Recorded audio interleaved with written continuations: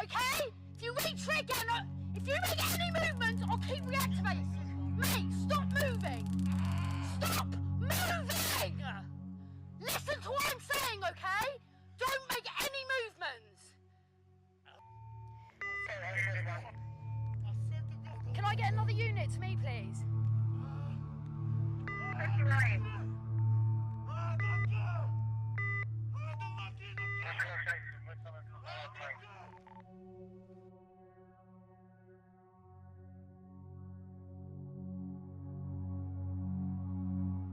In this video, we're diving straight into one of the boldest armed drug raids ever pulled off by an Albanian gang on UK soil. The Hellbanianz weren't just about Instagram clout. They were street soldiers in designer tracksuits, moving weight, stacking cash, and pushing violence as a brand. But when a rival grow house popped up in North London, they didn't post warnings. They showed up. With machetes, a modified Slovakian pistol, and a gold Mercedes-Benz with a custom plate that reads, Hellbows.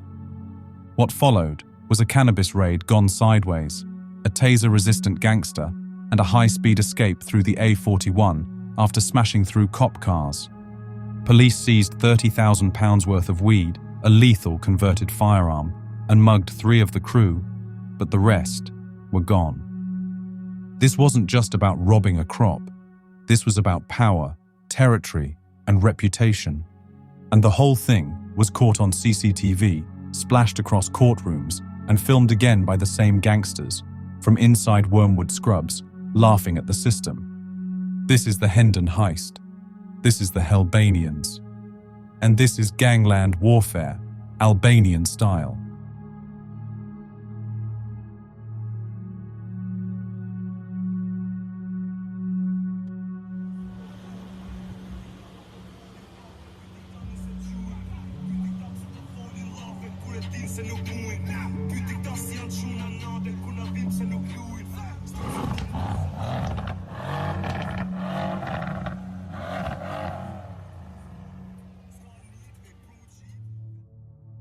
Before the gold Mercedes, before the machetes in Hendon, and before Wormwood Scrubs.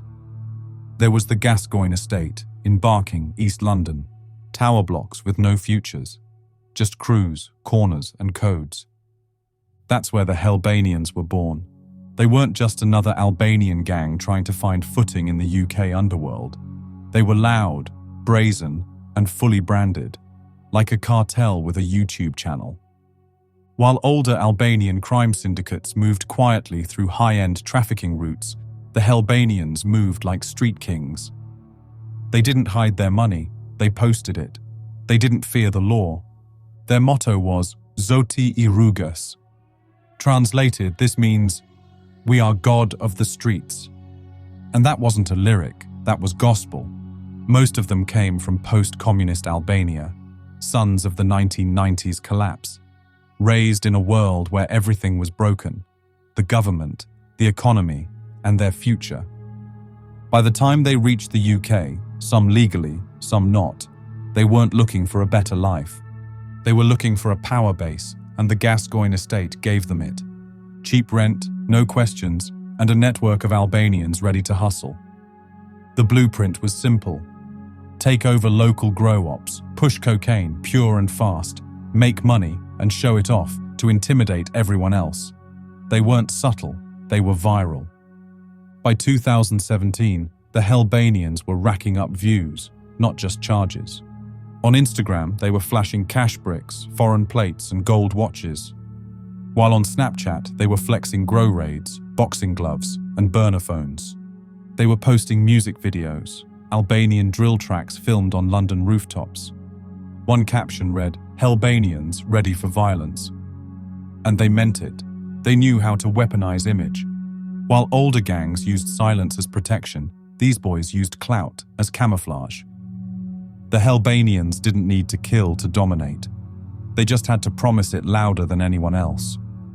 Multiple reports linked them to intimidation rackets, grow house takeovers, and street-level enforcers who left messages in blood and broken jaws. They made cannabis raids look like hostage rescues, in, out, machetes swinging, easy money made. And when rivals pushed back, they posted about it before police even knew a crime had happened. They weren't low-level hoods. They were cocaine gatekeepers, grow raiders, and social media soldiers, building a digital empire off real violence. The Hellbanians weren't hiding. They wanted everyone to know they ran the street.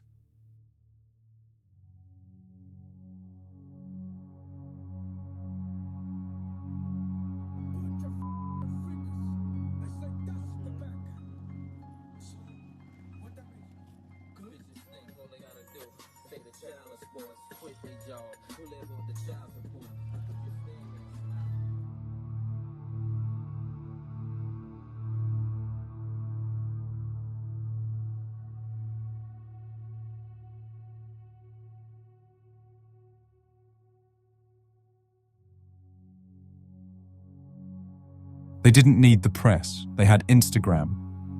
Before the courts knew their names, and before the headlines called them a threat, the Hellbanians had already built their notoriety. One post, one flex, and one weapon at a time. This wasn't just street crime, it was content strategy. Cash fanned out like poker chips, Glocks resting on steering wheels, trap phones buzzing in designer pockets. They posted captions like, "HB don't miss, ready for war, and try us." The Hellbanians weren't hiding in the shadows. They were promoting the brand.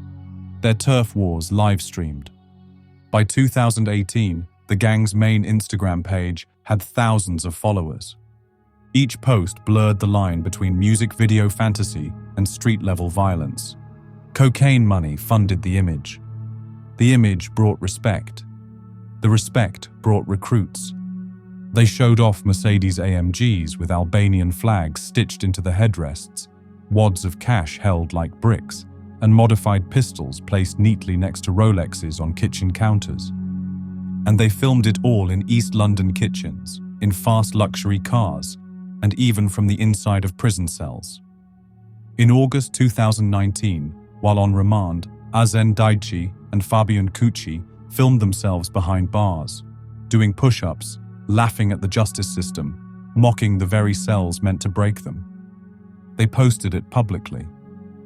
Captioned, "Still living good, HB till I die." It wasn't just about sending a message to rivals, it was about telling the world, we're still here, still armed, and we're still running things. For the Hellbanians, social media wasn't a weakness.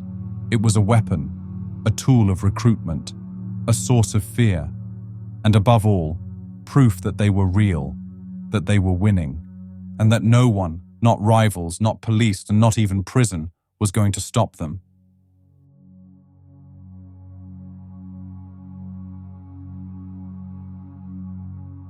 It's 3:57 a.m., North London, on a silent suburban street. CCTV cameras flicker in grayscale. A gold Mercedes with the custom plate, Hell Bose, crawls past a detached house in Hendon. It passes by again, and then again. Suddenly, 3 cars screech to a halt. Doors fly open. 5 masked men jump out. Black bin bags, machetes, and gloves. The back door is smashed off its hinges. Inside, lights flicker over rows of tall green plants. Cannabis, worth £30,000 street value. A Romanian-run grow house. The crew knew it. They knew the time and they knew the layout. They moved fast, cutting stalks, shoving them into bags. But across the street, a light clicks on. An off-duty special constable starts dialing. The police are now inbound in 4 minutes. The crew are finishing up as they arrive. Chaos erupts. 1 machete is left behind. 2 bags were dropped in the race to get out. One of the gang is hit with a taser as he runs, but he eventually manages to resist and rip the wires out. He keeps running. He ducks behind a car and tosses something metallic. Later, they find it. A Slovakian G9 blank-firing pistol, converted to take live rounds. Real ammo, real blood potential. The Hellbanians had carried out a daring military-style raid on a rival gang's cannabis factory. This job wasn't about flexing. This was a hostile takeover. Armed, organised, and personal. It was Daichi, the driver of the gold Mercedes, that was tasered and still ran. He dropped the weapon and got dragged down anyway and cuffed. Fabian Cucci, 27, known as Gucci, went down at the scene too. Audacious, the baby of the crew at just 19, was also captured and arrested at the scene. The others escaped by ramming a police car with a stolen BMW. They vanished into the A41. To this day, the rest of the crew have never been caught. Their haul, 33 cannabis plants, would be worth £30,000 on the street. These weren't petty thugs. They were soldiers in designer wear, part of a gang with alleged ties to Colombian cartels and a chunk of the UK's £5 billion cocaine trade. And it was just one chapter in the war for control of London's streets, a war being fought with blades, bullets, burner phones, and bravado. This was just the beginning.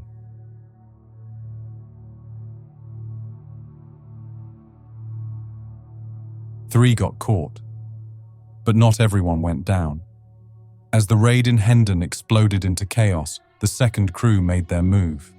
They jumped into a Beamer and slammed it into a police car like a battering ram. To this day, those men haven't been named, and that's what sets the Hellbanianz apart.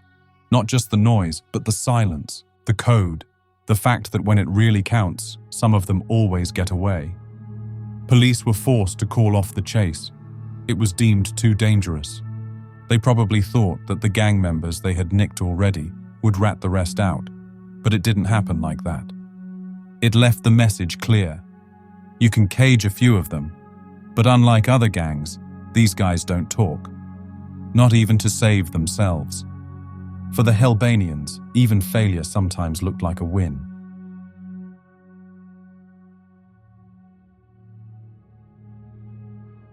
In early 2020, the Hellbanianz faced something they couldn't outrun, outmuscle, or outpost.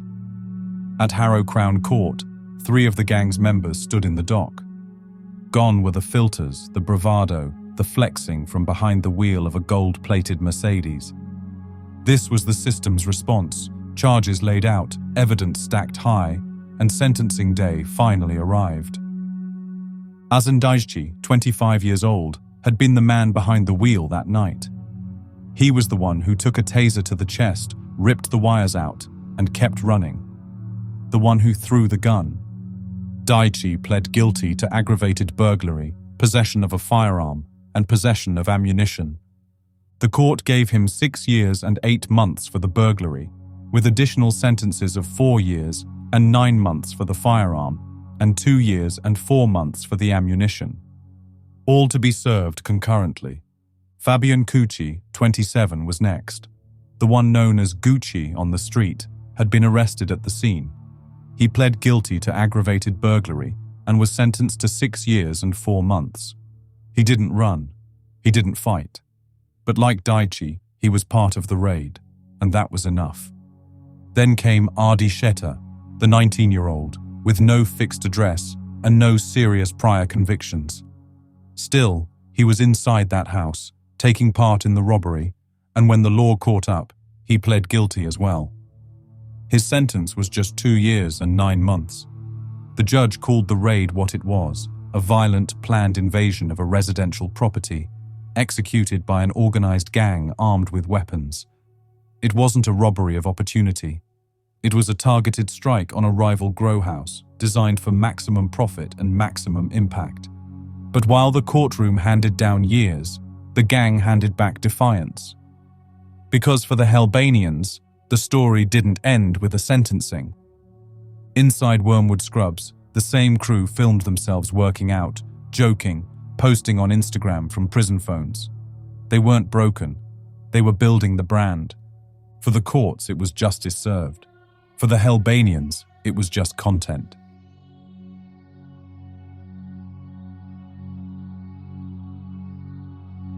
They called themselves God of the Streets.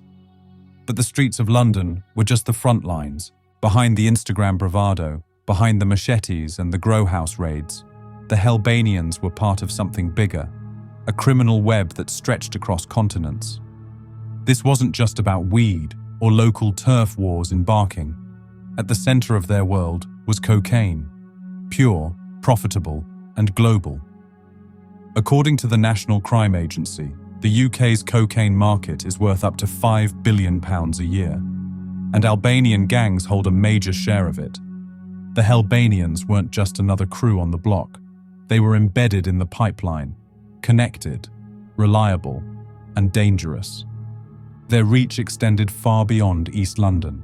Intelligence reports and court records have pointed to links with Colombian cartels, often routed through Spain, the Netherlands, and Belgium, Europe's trafficking hubs. Large shipments arrived by sea or air, concealed in freight or hidden within legal goods. Once they landed, the supply was broken down, shifted across borders, and passed into the hands of UK-based Albanian crews like Hellbanianz.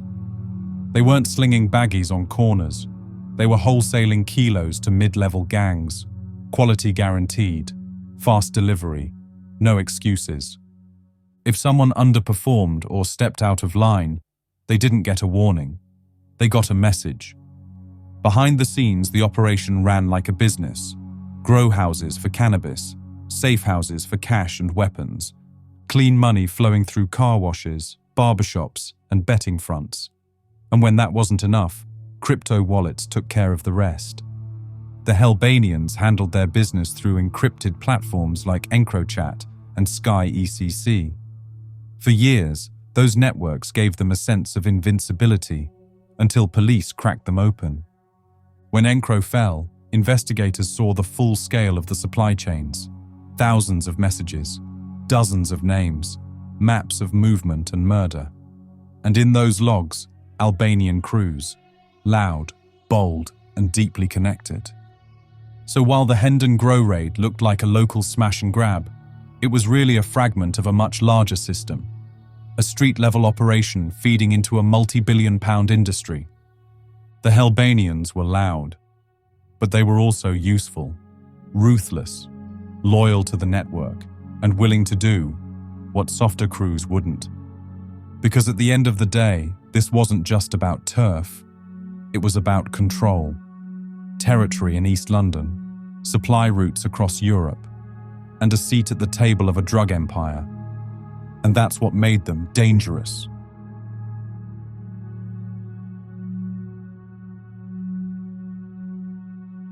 The Hellbanians didn't disappear after the Hendon raid, they adapted.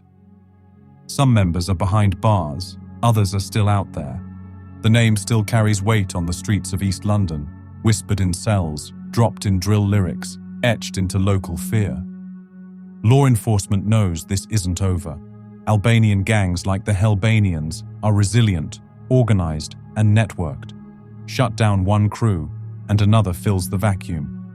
The fight is ongoing, not just on the streets, but in courtrooms, ports, social media, and encrypted channels. And for every arrest, another name rises up. Hungry, violent, and ready to prove themselves. For the UK, it's a war with no clear end. And the streets are still watching. For more raw and real crime stories, hit the like button and subscribe. Until the next episode, stay alert and stay safe.